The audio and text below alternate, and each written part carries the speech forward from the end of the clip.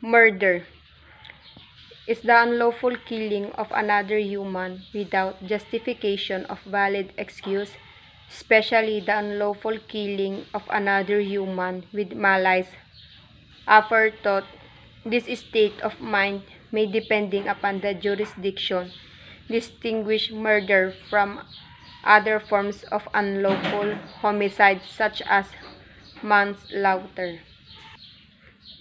Manslaughter is killing committed in the absence of malice, brought about the reasonable provocation or diminished capacity. Involuntary manslaughter, where it is recognized, is a killing that lacks all but the most attenuated guilty intent recklessness. Most societies considered murder to be an extremely serious crime, and thus that a person convicted of murder should receive harsh punishment for the purpose of retribution, deterrence, rehabilitation, or incapacitation. In most countries, a person convicted of murder generally faces a long-term prison sentence, a life sentence, or capital punishment. Child abuse. Child abuse is not physical violence directed at a child. It is any form of maltreatment by an adult which is violent or threatening for the child. This includes neglect.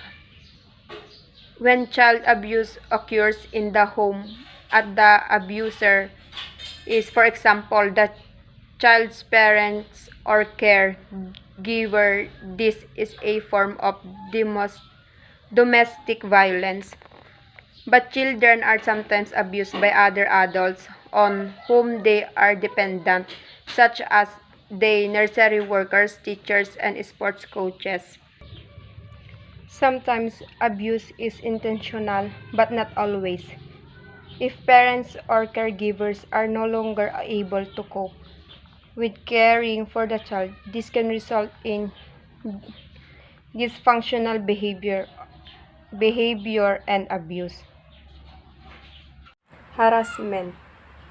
It is an act or a series of acts involving any unwelcome sexual advance, request, or demand for a sexual favor or other verbal or physical behavior of a sexual nature committed by a government employee or official in a work-related, training, or education-related environment.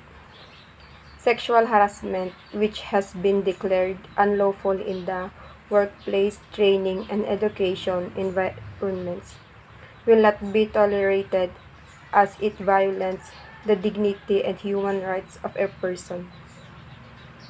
RA 7877, an act declaring sexual harassment unlawful in the employment, education, or training environment and for the purposes was approved on February 14, 1995 and became effective on March 5, 1995, 15 days after its publication in the Malaya and Times Journal on February 18, 1995.